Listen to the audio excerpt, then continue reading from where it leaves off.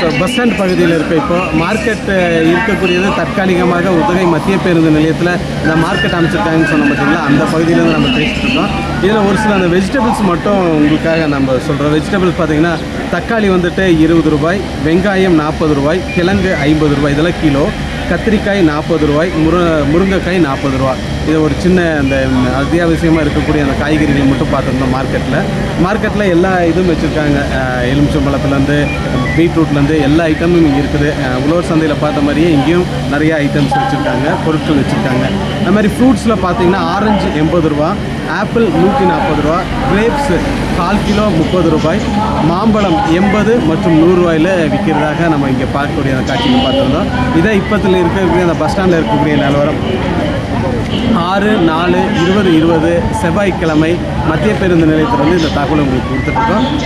நிறைய தகவலுடன் மீண்டும் வந்து உங்களை சந்திக்கிறேன்.